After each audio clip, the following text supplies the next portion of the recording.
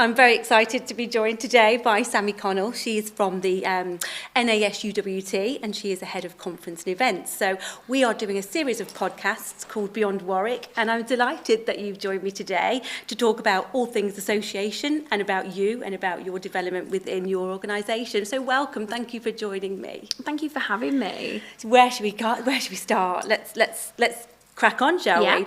So if you can just introduce yourself for anyone listening today and just give us a bit of background about you and what you do. Sure. So I'm Sammy Connell. I'm head of events for NASUWT, which is the Teachers Union. I've been in the industry 18 years. Yes, feels like a very long time. And I've been working at local government for Birmingham City Council for a period, for about 10 years, and then I moved to the Stroke Association, all within events roles, looking after their scientific conferences, and now I'm with the Teachers Union. We're a union that represents all teachers across the UK. We have about 270,000 members, and my team and I look after about 60 events in the calendar year, a real range of events. So how long have you been at NASUWT? Sorry. It is such a mouthful. I will get it out by the end of It's easier to call it the Teachers Union. I've been here 6 years in November of 2024. Oh, fantastic. And have you had progression within that time? Have you developed a team? How's it been for you? Yeah, it's been, when I came into the organisation, I was brought in to bring about change and to sort of really look at the events that we're doing and the impact that they have and our sort of wide range of events portfolio. When you think about, when you break down the events, we do have a big annual conference, which is, over 1,000 delegates for a number of days over Easter, which is a democratic conference, but then we break down to party political presences, consultation conferences, a whole range of them. We do festivals, award dinners, so it is a real spectrum. I think my role was to come in and have a look at the impact that they're having, what's that doing for our brand awareness, but also, unions thrive on activism, on their members being active. The union's nothing without its membership, and events play a huge role in that. We know that actually by members coming to events, it increases activism, and actually it helps with networking and it supports the whole entire union, but also the teaching profession. So my role was to look at the impact that they're having and also to look at processes, ways that we could improve our sustainability journey, what we're doing around EDI, what we're doing around legacy, and just looking at those big pictures and saying, what are we doing now, where do we want to be, and how do we get there? Amazing. I can hear how passionate you are, and obviously we've met through the events industry, but can you say what's really inspired you about being a part of the events industry? I think if you asked my mother, she would have told you that I was always really assertive and always organising someone or something. So if it wasn't my siblings, it was some sort of party that I had constructed from a very young age. And I do believe that events are in your blood. I think you're in it, it's either in you or not. And I think some of my friends and peers, are like, you were born for the events industry. And I really think I rarely attend an event where, if it's, even a social event or, a small gathering of friends where I'm not trying to do something and make it happen. So I think events is either in your blood or not. I absolutely thrive on seeing, when it's been a long period or a short lead time, but often associations are a long lead time, of me working together with a team to put something on and watching others enjoy it. That brings me huge satisfaction. Well, can we talk about your primary role and how you support the industry? So in terms of my role, I head up the events team at NASUWT. I work a lot with my other union colleagues. There's a whole range of different unions and other education sort of associations to make sure that we're working for the profession, for the education landscape, ensuring that our teachers and head teachers and school leaders are all supported, and actually that the government are being able to offer them the support that they need to deliver for children. So there's that role with NASUWT, but also I'm... tell me about you and the roles as well. I know you've got many hats. I do wear many hats. Yes. So maybe should have different colours for them. So I am the co-chair for ABCO is the Association of British Professional Conference Organisers. Yes. It's been around 30 plus years. I've been a member for 9 years. I know we've only been a member for 2, Have so I'm you? Delighted to be part of it now. Yeah, it is definitely the place for association event professionals of all different ranges. I became a member in a very long time ago, 2015. And I remember arriving and meeting these people, and the only words I can describe it was like meeting my tribe. it was like looking at different versions of myself in one room. Everybody thought similar to me, had similar views to me, were a lot like me. They understood me. I think the events industry, when you're in an association, can be really lonely. You're often a specialist team in a wider organisation, and maybe the only specialism. And what I've learnt is the more you climb up that ladder, the lonelier it is. Yes. Because everyone expects you to have the answers, you to solve the problems, and they all come to you. And also, people think that events are easy. I read a book, Events Are Easy by Paul Abbott, and I could not rate it enough for anyone that's thinking about picking up a book about events, because he nailed it. People think events are easy and it just happens, when actually we know that it doesn't, and it's a skilled role. So I think, having being able to meet people that understood me, and also having similar challenges around budgets, around, the bureaucracy that you get within an association and the restrictions that you have, being able to converse with those people was just game changing from the moment that I joined ABCO. That I remember sitting there at an event, it was at one of the awards, and the chair came on, and I remember thinking, I want to be the chair. And then the usual doubt creeps in of, you could never do that, Sammy. Imposter syndrome's yes. huge, especially amongst women. So it was like, you could never do that, Sammy. And I was like, well, maybe I'll build towards that. And then I became very active, and then became on the executive, and then thankfully got voted in as chair. And whilst we're talking about sort of your progression with your many hats on as well, and obviously you've been mentoring, and you've mentioned that in ABCO when we've been at our sessions, and it was at the Knowledge Festival, wasn't it, in Glasgow? So do you want to touch on that as well? Yeah, I think mentoring is just so powerful. I think when people engage with it, it does change lives. There's no way about it. And I've been very involved in mentoring from my very early days at working at the council. I was mentored for a programme called Advancing Women in the Workplace. It was a national programme for women working for Birmingham City Council, biggest authority in Europe, 54,000 employees, 1.3 million people at the time we were serving. So huge programme. And I was really fortunate to go on that. And I saw the benefits of mentoring straight off. Yes. And then I remember thinking, maybe one day someone will ask me to be a mentor. Maybe that will be a thing. And it is. It's now a thing. So I think I've had a mentor throughout my whole life. Like, there hasn't been, since I've started working in the events industry, in one way or another, there has been a period where I've had a mentor, either internally with my organisation or externally, a whole range of professionals. And if any of them are listening, you know that you've changed my life. I've thanked you all individually, and there's been so many things where I've gone to them and said, I don't think I can do this, or I've got this situation, what would you do? And often mentoring, you know that they've got the answers. It's just about helping them find them.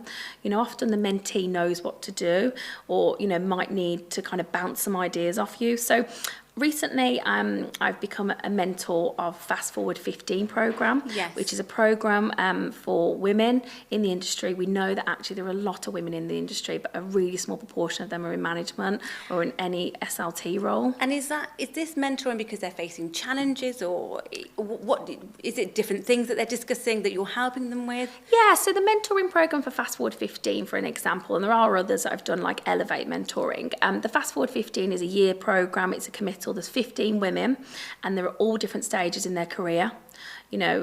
From the very beginning to the very old, the demographics are very different, the ages and so forth. And it's about you meeting with that mentee.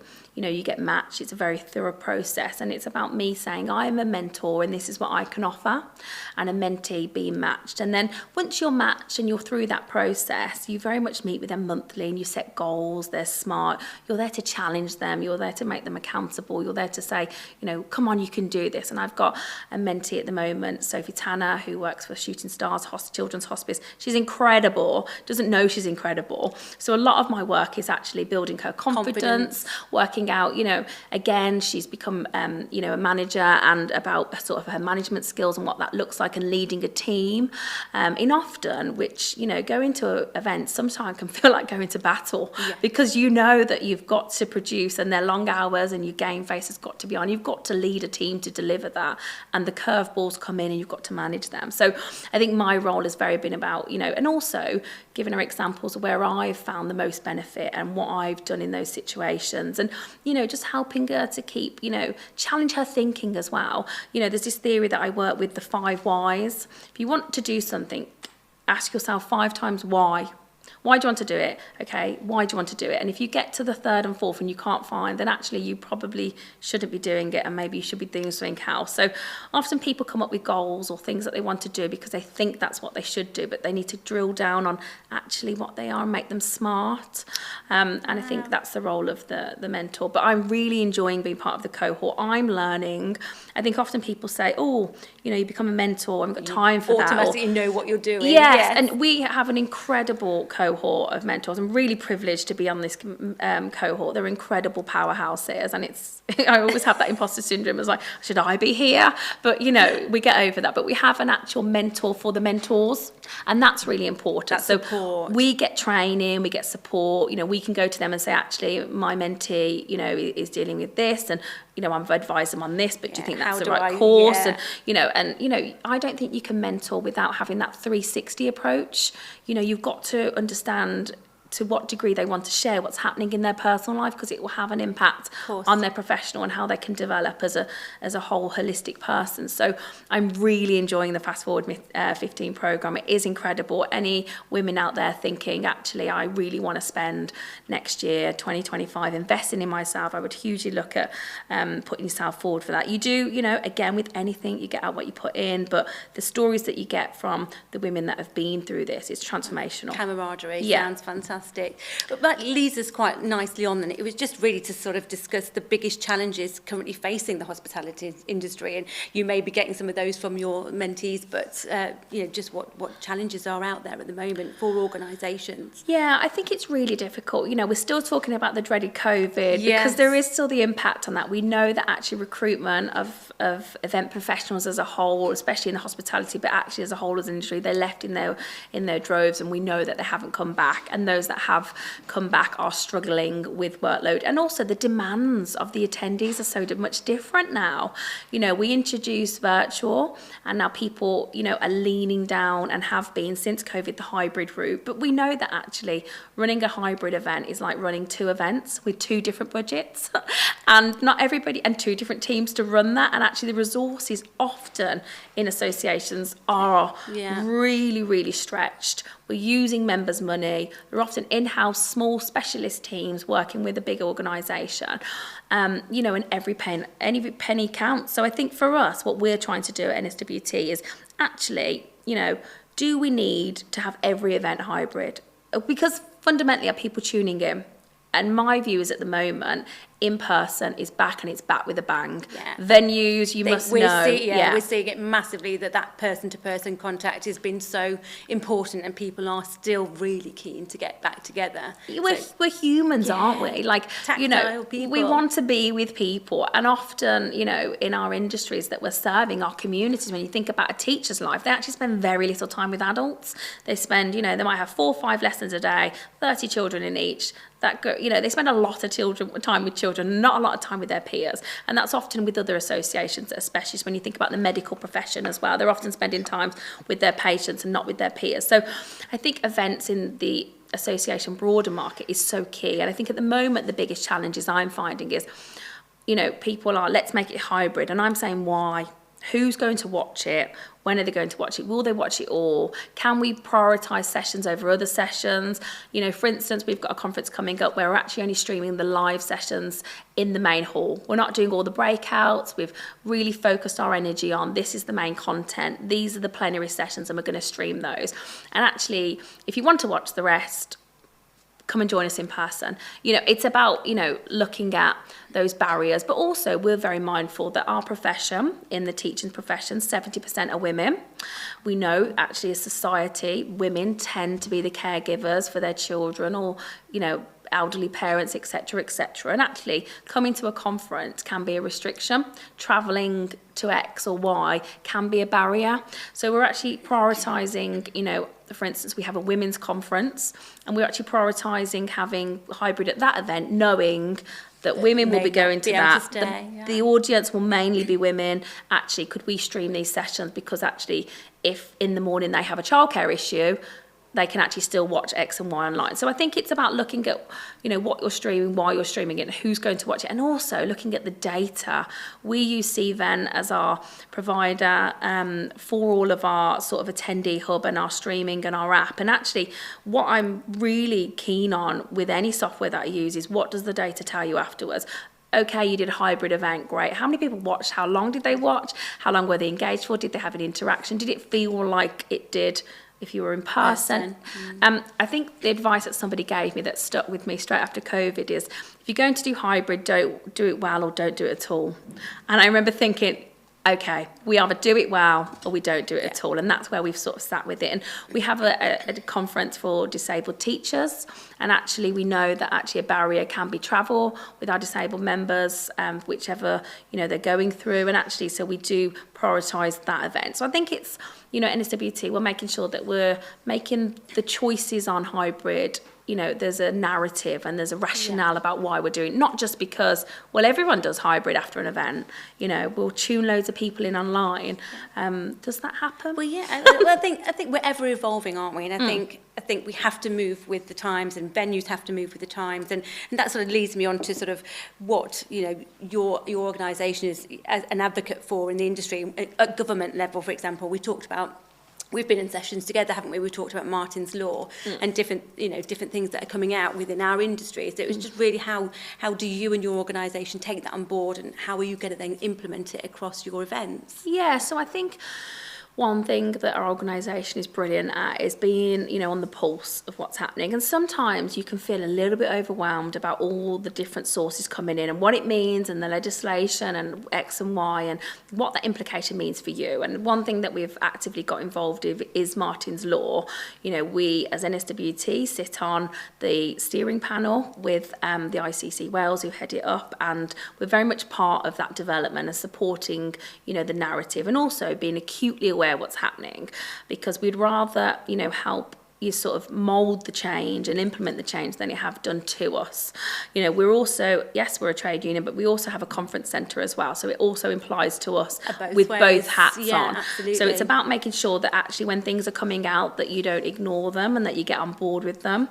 And of course, we spend huge amounts of energy campaigning and having advocacy for our teachers for better rights, terms and conditions, workload, pay, pensions, etc. That is our core business, but we know that folds out to our events as well. So yes, we're involved in Martin's Law, but we're also, in terms of what the organisation expects from me, is to be very much on the pulse of what's happening. And in terms of, obviously we've touched on Martin's Law, and in terms of as venues that you're using, is there anything that you would give a bit of advice to in terms of what they really need to be doing to not to stand out, but almost as a given, really? We maybe touch on sustainability or EDI. What is it that venues really need to be doing to support these organisations? I think they need to understand how different they are to any other, agency, corporate, etc. They are very different. Associations think differently. I always say, if you laid out 20 event professionals and told me 2 of them work in the events industry, after having a 5-minute conversation with each, I'd probably be able to pick out the 2. We think differently, we act differently, we have different values. Why is that, do you think? It's different to pinpoint. I don't think it's one thing. I think from my personal, I can only speak for myself and not the entire industry. But for me, I have 2 small girls, and I always think, if I need to get out of bed and leave them, and I can't do every school run and every pickup, and I can't be at every single event that they have, it needs to be for a good cause, because otherwise I'm not willing to give my blood, sweat and tears for it. So I'm always, and that is why I've stuck with associations. And I guess with values that align to me. If you think about my career, working for local government, I worked for a Lord Mayor, we worked with a charity appeal, then I went on to work for a charity that had a personal effect to my life, and I felt like I wanted to add value, and I knew I could by, hosting these conferences that brought stroke care professionals together to improve stroke care, and also any funds raised would go back to the charity, and I knew that could be my role. I was never going to run run the marathon, but actually for the charity, that was going to be my bit. I wouldn't put it past you one day. I did do a fire walk for the charity. I walked on fire for them. So yeah, led by example there. And then I guess with associations, again, my husband's a teacher. I'm very passionate about the education profession. You know, the education profession is the only profession that creates other professions. And we need to keep that in mind, and it's so under-resourced. And actually, I know by bringing our teachers together, ultimately to improve the way that they're working, will ultimately improve our children's lives. So I think me as an individual, it's about values, it's about leaving my children and doing something for good. And if I can align those two, if I can align my work with my personal values, and I think that's why I enjoy what I do so much, because I can see the positive impact that I'm having in my role. Yeah, and also on your girls, I would imagine. Yeah, and I guess, trying to lead by example, you know, letting the girls know, you know, what was the phrase, you should marry a rich man, and no, I am the rich man. You know, I don't need, you know, really independent, but two strong, very strong-minded girls, especially this morning on the school run. God, that was painful. But, you know, it's about, again, for me, I want to be a role model for them. But in terms of sort of putting what NASUWT and I guess event professionals look for in venues, it is the stuff that we know about, but it's about one, understanding them, find out what associations look for. And sometimes what to a venue can be really small fry becomes a massive big deal. That can be down to simple things like car parking, cloak room charges. What associations don't like is the unknown costs, because we don't have this magic bucket that we can pull all these expenses off. We've talked about that before, haven't we? Where it needs to be all open and upfront. No hidden costs. And, you know, if there is a cloakroom charge, tell us what it is and tell us what it would be for our tenancy. Don't make us do the work for us. Is that that or is that not? You know, it's about actually giving associations, because we have tight budgets, we have to be accountable, we have boards that we have to get all this through. You know, there's loads of processes in our way, and that's why we have long lead times. So I think it's about being upfront, and, you know, even down to the smallest things of, you know, when you have a bar at your dinner, you know, not having a minimum spend on it, because that goes, oh, what about if I don't get the minimum spend? And, oh, I've got to pressure on puts pressure, and then you go, maybe we won't do the bar, and then that takes away from the event. And I think it's just about looking at the small things that to a venue is very small cost, but to an event organizer in association, the upfront cost of this is going to cost X, or this is complimentary. And one thing that a venue that I know that I'm working with recently is doing is they're saying, you can have a cloakroom, but guess what? We've got another event in that day, and do you want to share the costs? And it's like, yes, I do want to share the costs. Absolutely. That would be great, because actually that takes the pressure off that budget line. But I think, you know, it's about understanding the associations, but then it's the stuff around that we really care about, and we, you know, all event professionals care about, but we really do care about EDI.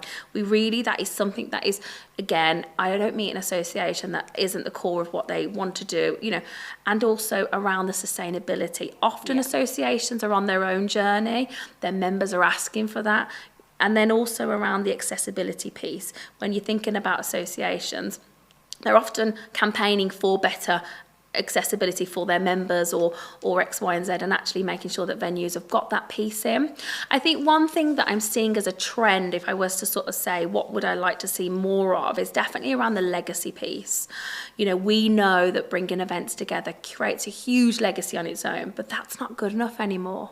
Saying that putting the numbers on it isn't good enough anymore. Those figures, great, impressive, but actually what's the community impact? Yes. And one thing that we're doing at NASUWT is, I think I've seen in the industry for a really long time, people going to a city, an organisation saying, we're going to X and this is going to be our legacy piece. We're going to put this on because it aligns with us, and this is what the city is going to receive from us. And let's face it, schools, third sector, non-profit will take anything for free because they're so underfunded. That's the truth of it. So what we've said is actually, yes, we're bringing 1,000 people or X or 500 or whatever it is. What can we do in that time? And what we're doing is asking the venues to host association and local community roundtables where we find out what the sort of communities need. Not what do they need? What is an issue in your community in this local area right now? What is that? And okay, put it all on the table. We're not going to be able to deliver it all, but let's take those ideas back, see how they align with what we're doing and our missions, and any of them that finding, you know, for us, it's around education. It's about you know, we know that in schools, unfortunately, teachers are using food banks. We know that that's a problem. We know that teachers are feeding children. We know that teachers within schools, there's a period poverty crisis amongst young girls in schools, and teachers are supplementing that. So actually, that's a problem for us. Is it a problem for your community? If it is, let's bring those two together. So I really like that sort of completely flipping it on its head and saying, what do you need? Not this is what we're delivering for legacy. Well, that kind of leads me on to, and I think you might have some ideas, but what's the most rewarding experience for you working in an association? But I mean, that's rewarding in itself. Yes. But is there anything else that's been particularly rewarding? I think for me, it's about being part of something that is going to make a substantial change, usually to society. And, you know, we're all in this world together. We've only got one planet. People, you know, generally want to be kind to one another. And I think what I notice about the association industry, people really enjoy what they're doing and they're really proud of it and they really want to showcase that. And often people in the association industry are not used to being front and centre and actually want to sit back. But actually we know that the association industry is huge and the benefits that it has, the economical, but also the social. We know that actually the communities benefit. And I think for me, I'm really proud to be part of the association industry. And I don't see myself moving from it. I just see myself in this industry that is thriving.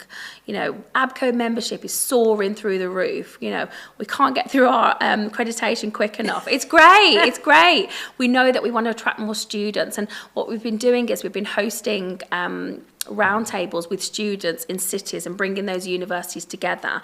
And a lot of those students on the courses don't know about associations. I didn't know when, you know, I was studying my MA that the association thing, you all get when you're studying those courses, rightly or wrongly, but you very much get led down the big events, the Olympics, what's happening on the, you know, those big events are there for you to see, which are great. But actually the association industry is huge. That, you know, we know that the growth in it is continuing to sort of hit through the roof. And I just think it's about what can we do as an industry to make it more attractive? How can we engage the students? So for an example of, we held an ICC Birmingham roundtable in May of 2024. We brought all the students together from all of the different universities across the West Midlands. So it included Birmingham, Coventry, even down to Gloucester and Derby, and really spread out all of the universities that have courses on event management and hospitality, of course, because the two often interlink. We brought them into a room together. We showcased them what the industry is. We did some practical tools with them. We told them what employers are looking for, tips. We got them talking. From that event alone, I think at least 4 or 5 of them have either got placements or job offers or are now looking to be in the events industry. Wow. And where before they didn't even know about it. That's amazing. What's next for Sammy then? What is exciting. next for you? I know you've done so much, so you know already. But what else do you see for you?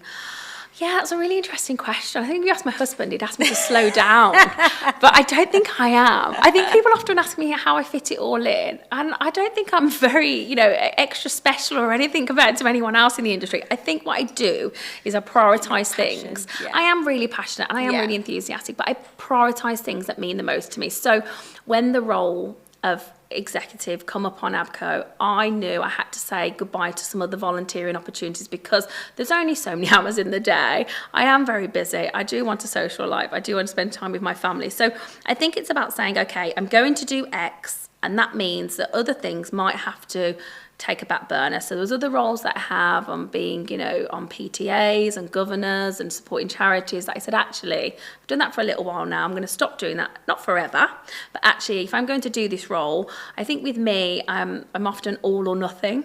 So I'm all in it, full throttle. And then I'm like, okay, I'm done now. And then I step away and sort of say, now let someone else take over. So I think for me, ABCO being the co-chair for the next 2 years will be really exciting. I'm co-chair with Pauline Beattie, who works at Conference Care. We're really enjoying working together, completely different ways from an agency and from an in-house. It's just been a real beautiful blend. Hope she's listening to this. Or maybe she's not. Sure she'll be cringing. She'll be absolutely dying inside. She'll be like, Sammy, no. I think working with Pauline and the committee and all of the exec and everyone that makes ABCO work and the members, I think one thing that I really want for ABCO is it to be, you know, it is a membership organisation led by members for members. I really want to grow the membership with in-house PCOs. I think often, you know, they're not even called sometimes event professionals. They've often got other titles, or they've got 3 hats on, and organising their annual conference is one of them. And I think it's about bringing those people on board and saying in those charity, union, non-for-profit associations, this is where you belong. And, you know, our retain rate is huge on ABCO, because once you're in, you're in. It's not a course, I must say, it's not. But you just, the benefits, it's a really small fee each year. We haven't raised our prices in forever, I think Heather tells me, which is good. We don't want to raise our fees. We want to involve people because we know that the benefits will come. So I think for me, it's about really getting into, you know, ABCO. I've been in the role for a couple of months now. Really understanding the role.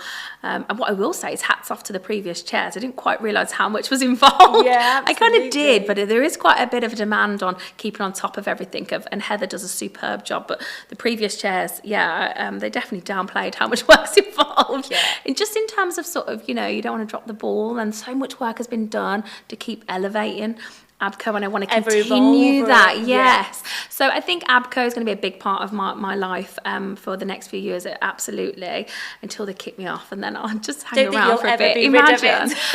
Mentoring will forever be in my blood. I had a brilliant mentor, Callie Willoughby Ward, who looks, she very much around marketing and public speaking, and I don't think I'd be doing this today if it wasn't for Callie, because I just had that huge imposter syndrome of what have I got to say that will be of any value. Yeah. Well, I remember you saying on a previous talk how you're constantly stepping outside your comfort zone all of the time. Yeah. And it doesn't matter how uncomfortable, you're still going for it. And probably perhaps wouldn't have done that before. Never. I think event professionals are so used to putting the speaker on stage and setting back and with their clipboard going, look how great everything looks, and not being in the limelight. And I think it's difficult for us to put ourselves forward. I think having a mentor on the Elevate programme like Callie transformed how I even see myself and put myself forward. I went on a really awesome course with Nick Elson about finding your voice, and he really made me challenge and he's been at various shows, and you know, this might be hot off the press, but he may or may not be at an ABCO event soon. It's an exclusive. It's an exclusive. It depends when this goes out. It might be like that. But yeah, he's definitely down for an ABCO event soon, and he very much looks at finding your voice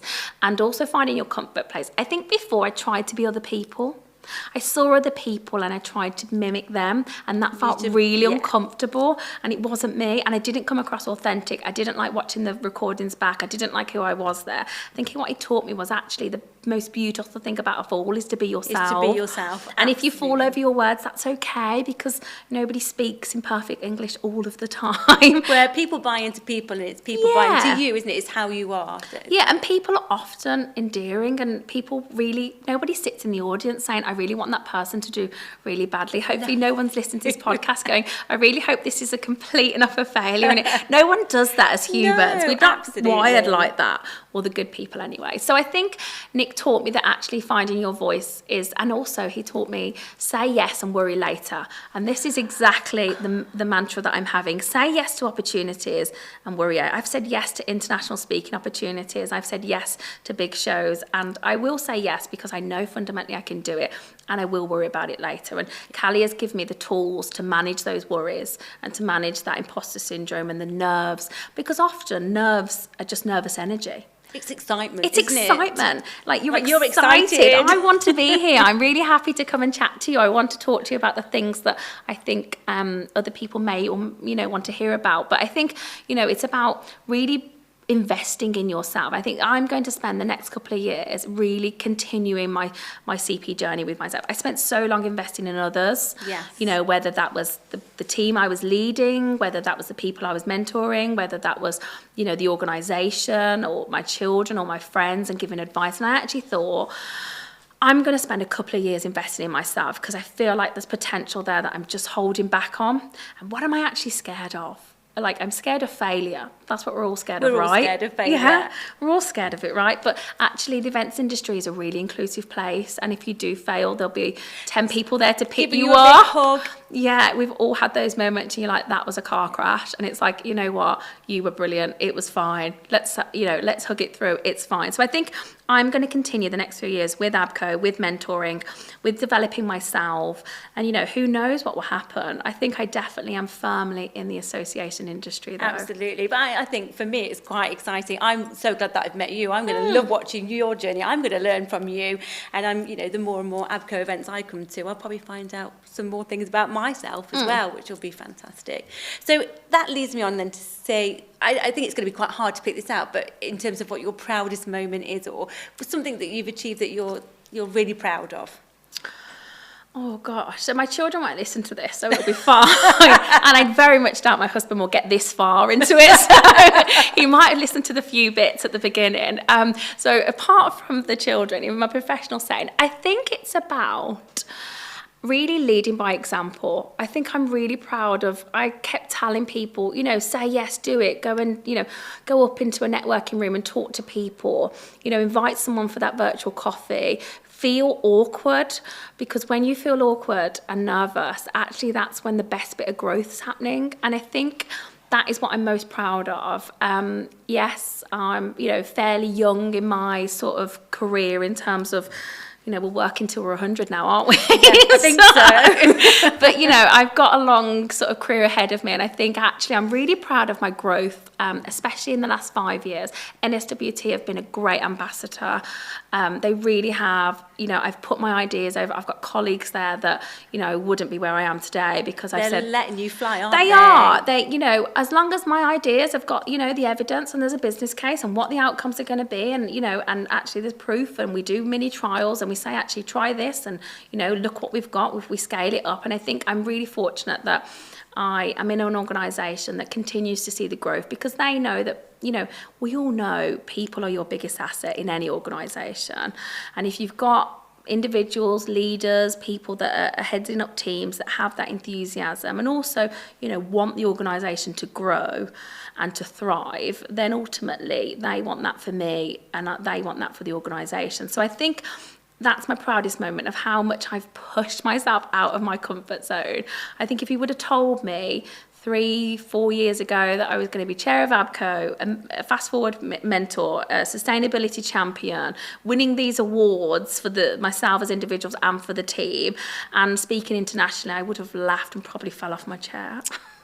It's amazing. Well, that is hats off to you. And thank you. Thank you so much for joining me. This has been fantastic. I've loved every minute of it. And it was a new thing for us both. So yes. We're both newbies doing our Who podcast knows? together. We might be like monthly editions now. Imagine. No, thank you for having me. And also thank you to, organisations like yourself, companies like yourself that get associations, that understand how we work. Warwick is an incredible place to be. You absolutely nail all of the, the requirements and you make the event so seamless for us. But also, I'm really, glad to be aligned with yourself and the organisation because actually you have the same values that we have. Sustainability, EDI, accessibility, all those things that we really care about, you care about too. Absolutely. And that makes our job a lot easier. So thank you for inviting me. You're very, very welcome. Thank you.